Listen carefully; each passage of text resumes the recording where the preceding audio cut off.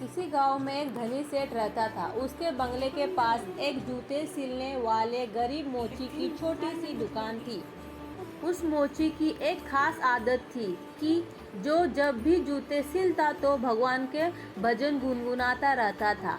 लेकिन सेठ ने कभी उसके भजनों की तरफ ध्यान नहीं दिया।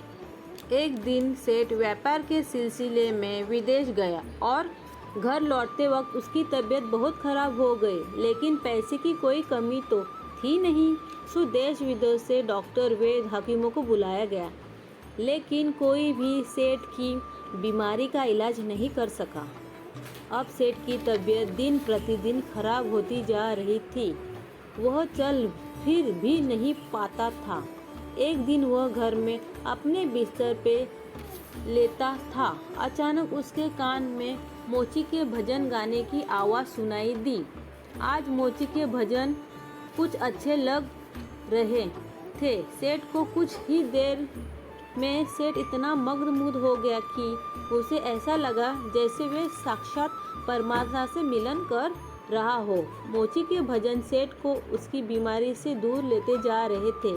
कुछ देर के लिए सेठ भूल गया कि वह बीमार है। उसे अपार आनंद की प्राप्ति हुई। कुछ दिन तक यही सिलसिला चलता रहा। जब धीरे धीरे सेठ के स्वास्थ्य में सुधार आने लगा, एक दिन उसने मोची को बुलाया और कहा, मेरी बीमारी का इलाज बड़े बड़े डॉक्टर नहीं कर पाए, लेकिन तुम्हारे भजन ने मेरे स्वास्थ्य सुधार कर दिया। ये लो 1000 रुपये इनाम। मोची खुश होते हुए पैसे लेकर चला गया। लेकिन उस रात मोची को बिल्कुल नींद नहीं आई। वो सारी रात यही सोचता रहा कि इतने सारे पैसों को कहाँ छुपा कर रखूँ और इनमें से क्या क्या खरीदना है। इसी सोच की वजह से वो इतना परेशान हुआ कि अगले दिन काम पे भी नहीं जा पाया। अब भजन गाना तो वैसे वो भूल ही गया था। मन में खुशी थी पैसे की। अब तो उसने काम पर जाना ही बंद कर दिया और धीरे धीरे उसकी दुकानदारी भी चौपट होने लगी। इधर सेठ की बीमारी फिर से बढ़ती जा रही थी। एक दिन मोची सेठ के बंगले आया और बोला, सेठ जी, आप अपने ये पैसे वापस रख लीजिए। इस धन की वजह से मेरा धंधा चौपट हो गया। मैं भजन गाना भी भूल गया। इस धन ने तो मेरा परमात्मा से नाता ही तुड़वा दिया।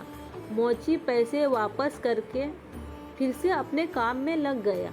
मित्रों, ये एक कहानी मात्र नहीं है, ये एक सीख है कि किसी तरह हम पैसों का लालच हमको अपनों से दूर ले जाता है।